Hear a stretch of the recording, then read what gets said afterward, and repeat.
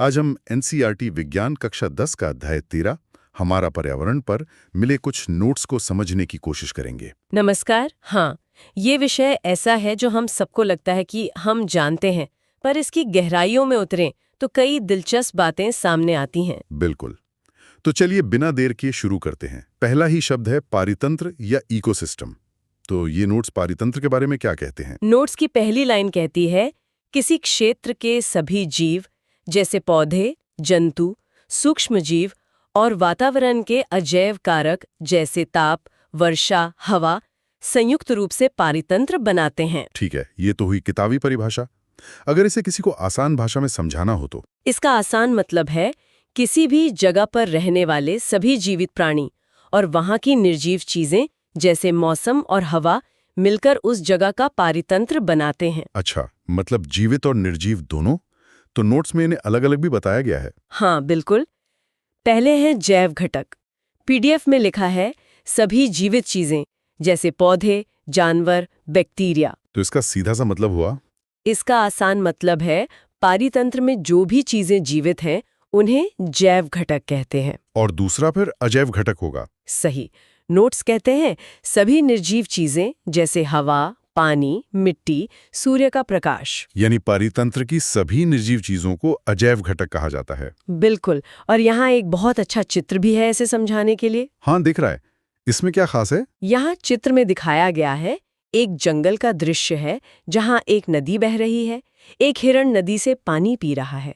पानी में मछलियां हैं और जमीन के नीचे सूक्ष्म जीव हैं। और सूरज की रोशनी भी पेड़ों पर पड़ रही है। हाँ, तो ये चित्र दिखाता है कि कैसे जीवित मतलब हिरण, पेड़, मछली और निर्जीव मतलब पानी, हवा, मिट्टी, ये सारी चीजें एक साथ रहती हैं और एक सिस्टम बनाती हैं। बहुत बढ़िया। अब आगे बढ़ते हैं। पारितंत्र के प्रकार भी होते हैं क्या? हाँ, नोट्स में दो मुख्य प्रकार बताए गए हैं। पहला है प्राकृतिक पारितंत्र। प्राकृतिक मतलब जो प्रकृति ने खुद बनाए हैं। एकदम। पीडीएफ में लिखा है ये प्रकृति में अपने आप मौजूद होते हैं। उदाहरण वन, तालाब, झील। तो इसका आसान मतलब यही हुआ कि ये वो पारितंत्र हैं जिन्हें प्रकृति ने खुद बनाया है, इंसानों ने नहीं। सही। और दूसरा है कृत्रिम पारितंत्र, जैसा कि नाम से ही जाहिर है, जिसे इंसानों ने बनाया हो, जैसे कोई बगीचा या खेत। बिल्कुल। पीडीएफ कहता है ये मानव द्वारा बनाए जाते हैं। उदाहरण बगीचा, खेत, जल जीवशाला यानी एक्वेरियम। तो इसका आसान मतलब है ये वो पारितंत्र हैं जिन्हें इंसानों ने अपनी जरूरत के लिए बनाया है। हाँ, अब इन पारितंत्रों में रहने वाले जीवों को उनके भोजन की आदत के आधार पर भी बांटा गया है। अच्छा, ये तो वही उत्पादक उपभोक्ता वाली बात हो गई। जी। सबसे पहले आते हैं उत्पादक यानी प्रोड्यूसर्स। पीडीएफ में लिखा है सूर्य के प्रकाश से अपना भोजन स्वयं बनाते हैं, जैसे हरे पौधे, नील हरित शैवाल। इसका आसान मतलब है ये वो जीव हैं जो अपना खाना खुद बनाते हैं, जैसे कि पेड़ पौधे। फिर आते हैं उपभोक्ता यानी कंज्यूमर्स, जो इन उत्पादकों को खाते हैं। सही। नोट्स में लिखा है भोजन के लिए उत्पादकों पर निर्भर रहते हैं, जैसे शाकाहारी, मांसाहारी। तो इसका आसान मतलब ये हुआ कि ये वो जीव हैं जो अपना भोजन खुद नहीं बना सकते और पौधों या दूसरे जानवरों को खाते हैं। और तीसरा और बहुत जरूरी वर्ग है अपघटक यानी डीकंपोजर्स का। अपघटक ये तो वो हुए जो मरी हुई चीजों को साफ करते हैं। बिल्कुल। पीडीएफ में लिखा है मरे हुए जीवों को सड़ाकर सरल पदार्थों में बदल देते हैं, जैसे जीवाणु, कवक। तो इसका आसान मतलब है ये वो सूक्ष्म जीव हैं जो मरे हुए पौधों और जानवरों को गलाकर वापस मिट्टी में मिला देते हैं। प्रकृति के रिसाइक्लर। बहुत अच्छे से समझाया। यहाँ भी एक चित्र है जो इस चक्र को दिखाता है। बताइए क्या है इस चित्र में? यहाँ चित्र में एक चक्र दिखाया गया है। सबसे नीचे उत्पादक है यानी एक पौधा। फिर एक तीर उपभोक्ता यानी एक हिरण की ओर जाता है, जिसका मतलब है हिरण पौधे को खाता है। अच्छा, है कि सड़ने के बाद जो पोषक तत्व बने वो वापस मिट्टी में मिल गए और पौधे के काम आ गए। एक पूरा चक्र। कमाल है, कुछ भी बेकार नहीं जाता। इसी से तो आहार श्रृंखला बनती होगी। बिल्कुल। अगला टॉपिक वही है, आहार श्रृंखला और पोषी स्तर। तो आहार श्रृंखला की परिभाषा क्या दी है नोट्स में? पीडीएफ में लिखा है जीवों की एक श्रृंखला जिसमें एक जीव दूसरे को खाकर ऊर्जा प्राप्त करता है। मतलब ये एक लिस्ट है कि कौन किसको खाता है? हाँ, एक तरह से। और इस श्रृंखला के हर स्टेप को एक नाम दिया गया है। क्या? पोषी स्तर। पीडीएफ में लिखा है, आहार श्रृंखला का हर चरण या कड़ी एक पोषी स्तर यानी ट्रॉफिक लेवल बनाता है। अच्छा, तो आहार श्रृंखला के हर कदम को एक पोषी स्तर कहते हैं? जी, यहाँ एक पिरामिड का चित्र है जो इसे बहुत अच्छे से समझाता है। पिरामिड, उसमें क्या है? इस पिरामिड में 4 स्तर हैं। सबसे नीचे पहले पोषी स्तर पर उत्पादक है यानी घास। ठीक है, वो बेस है। उसके ऊपर प्राथमिक उपभोक्ता है, जैसे एक टिड्डा जो घास खाता है। ये दूसरा स्तर हुआ। उसके ऊपर द्वितीयक उपभोक्ता, जैसे मेंढक जो टिड्डे को खाता है। और सबसे ऊपर तृतीयक उपभोक्ता, जैसे सांप जो मेंढक को खाता है। समझ गया। तो ऊर्जा का प्रवाह नीचे से ऊपर की ओर हो रहा है। बिल्कुल, और ऊर्जा का ये प्रवाह ही अगला टॉपिक है, पारितंत्र में ऊर्जा का प्रवाह। इसमें सबसे पहली और जरूरी बात क्या है? सबसे जरूरी बात यह है कि ये प्रवाह हमेशा एक ही दिशा में होता है। नोट्स कहते हैं, ऊर्जा का प्रवाह हमेशा एक ही दिशा में होता है, उत्पादक से उपभोक्ता की ओर। ये वापस नहीं लौटते। अच्छा, ये एक तरफा रास्ता है। इसका आसान मतलब हुआ कि ऊर्जा हमेशा पौधे से जानवर की तरफ जाती है, कभी उल्टी दिशा में नहीं जाती। एकदम, लेकिन यहाँ ऊर्जा के इस्तेमाल को लेकर कुछ बहुत ही दिलचस्प नियम है। नियम? कैसे नियम? पहला है 1% का नियम। पीडीएफ में लिखा है, हरे पौधे सूरज से मिलने वाली ऊर्जा का केवल 1% भाग ही खाद्य ऊर्जा में बदल पाते हैं। सिर्फ 1%? ये तो बहुत कम है। हाँ, इसका आसान मतलब है, पौधे सूरज की बहुत थोड़ी सी ऊर्जा का ही इस्तेमाल खाना बनाने के लिए कर पाते हैं। और दूसरा नियम क्या है? वो और भी ज्यादा चौंकाने वाला है। उसे 10% का नियम कहते हैं। 10% का नियम? जी, पीडीएफ में लिखा है, एक पोषी स्तर से दूसरे पोषी स्तर तक केवल 10% ऊर्जा ही पहुंच पाती है, बाकी 90% ऊष्मा के रूप में खत्म हो जाती है। एक मिनट, मतलब जब कोई जानवर किसी पौधे को खाता है तो उसे पौधे की सिर्फ 10% ऊर्जा ही मिलती है? हाँ बिल्कुल, बाकी 90% गर्मी बनकर खत्म हो जाती है या उस जीव के अपने कामों में लग जाती है। तो इसीलिए आहार श्रृंखलाएं ज्यादा लंबी नहीं होती। आपने बिल्कुल सही निष्कर्ष निकाला। नोट्स में भी यही लिखा है। इसी कारण आहार श्रृंखलाएं सामान्यतः 3 या 4 चरणों की ही होती हैं, क्योंकि ऊपर वाले स्तरों के लिए ऊर्जा बचती ही नहीं है। इसका आसान मतलब है, हर स्तर पर ऊर्जा कम होने की वजह से आहार श्रृंखला ज्यादा लंबी नहीं होती। यहाँ एक चित्र भी है जो इस 10% नियम को साफ साफ दिखाता है। अच्छा, वो कैसे? चित्र में दिखाया गया है, मान लीजिए सूर्य से 10 लाख जूल ऊर्जा निकल रही है। ठीक है। तो उत्पादक यानी पौधे को इसमें से सिर्फ 10,000 जूल मिलती है, यानी 1% का कुछ हिस्सा। हाँ, फिर जब प्राथमिक उपभोक्ता जैसे हिरण पौधे को खाता है तो उसे 10,000 का 10% यानी 1,000 जूल मिलती है। और जब शेर उस हिरण को खाता है तो उसे 1,000 का 10% यानी सिर्फ 100 जूल ऊर्जा मिलती है। चित्र में साफ दिखाया है कि हर कदम पर 90% ऊर्जा ऊष्मा यानी गर्मी के रूप में हानि हो रही है। ये तो कमाल की बात है। लेकिन असल दुनिया में चीजें इतनी सीधी तो नहीं होती। एक जानवर कई तरह की चीजें खाता है। बिल्कुल, और वहीं से कॉन्सेप्ट आता है आहार जाल यानी फूड वेब का। तो आहार जाल क्या है? पीडीएफ में लिखा है, प्रकृति में कई आहार श्रृंखलाएं आपस में जुड़ी होती हैं। आहार श्रृंखलाओं का ये जटिल नेटवर्क आहार जाल कहलाता है। अच्छा, तो जब बहुत सारी आहार श्रृंखलाएं एक दूसरे से उलझ जाती हैं तो उसे आहार जाल कहते हैं। हाँ, जैसे यहाँ एक चित्र है। इसमें क्या दिखाया गया है? यहाँ चित्र में दिखाया गया है, घास को खरगोश और चूहा दोनों खा रहे हैं। ठीक है, 2 अलग-अलग श्रृंखलाएं शुरू हो गईं। फिर खरगोश को लोमड़ी खा रही है, लेकिन चूहे को सांप और बाज दोनों खा रहे हैं, और फिर उस सांप को बाज खा रहा है। ओह, तो ये एक उलझावा जाल बन गया।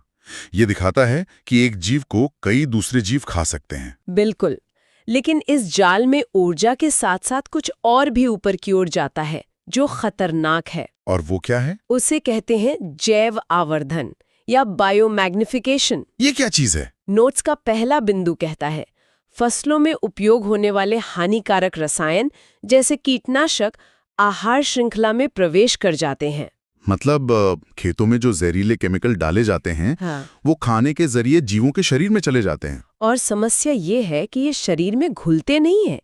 पीडीएफ में लिखा है ये रसायन अजैव निम्नीकरणीय होते हैं, इसलिए हर पोषी स्तर पर इनकी मात्रा बढ़ती जाती है। ओह, इसका मतलब ये केमिकल शरीर में खत्म नहीं होते, इसलिए जो जीव जितना ऊपर होता है उसके शरीर में उतना ज्यादा केमिकल जमा हो जाता है। बिल्कुल सही।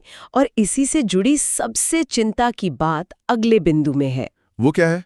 पीडीएफ में लिखा है मनुष्य आहार श्रृंखला में सबसे ऊपर है, इसलिए इन रसायनों की सबसे अधिक मात्रा हमारे शरीर में जमा हो जाती है। ये तो बहुत डरावनी बात है।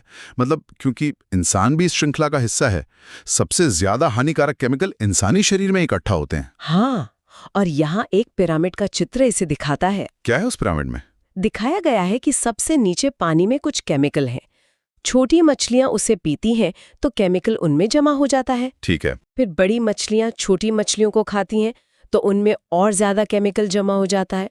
और सबसे ऊपर बाज जब बड़ी मछली को खाता है तो उसके शरीर में केमिकल की मात्रा सबसे ज्यादा हो जाती है, जैसे चित्र में गहरे लाल रंग से दिखाया गया है। ये तो हमारी अपनी गतिविधियों का ही नतीजा है और ये हमें सीधे पर्यावरण की बड़ी समस्याओं पर ले आता है। हाँ, अगला टॉपिक यही है और पहली समस्या है ओजोन परत।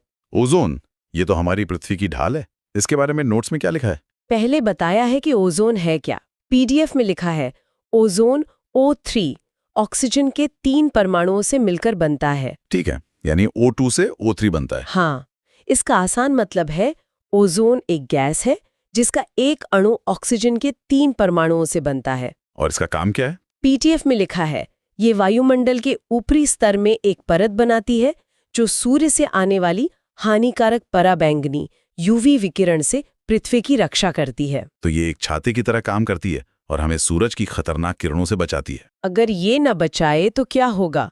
नोट्स कहते हैं ये यूवी विकिरण मनुष्यों में त्वचा का कैंसर उत्पन्न कर सकती है। बाप रे, मतलब अगर ये किरणें हम तक पहुंच जाएं तो स्किन कैंसर हो सकता है। जी, और समस्या यही है कि हम इंसानों की वजह से इस परत को नुकसान पहुंच रहा था। हाँ, CFCs की वजह से। बिल्कुल। पीडीएफ में समस्या के बारे में लिखा है क्लोरोफ्लोरोकार्बन CFCs जैसे मानव निर्मित रसायन इस परत को नुकसान पहुंचा रहे हैं।